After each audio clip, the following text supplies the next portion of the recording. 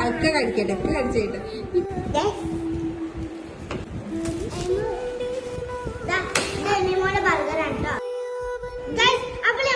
ഇന്നത്തെ സ്പെഷ്യൽ ആണ് കേട്ടോ.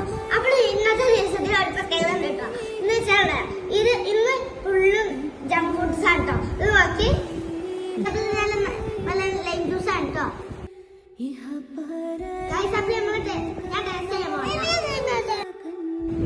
അതൊക്കെ കഴിക്കട്ടെ, ഒക്കെ കഴിച്ചേട്ടെ, ഒക്കെ കഴിച്ചേട്ടെ.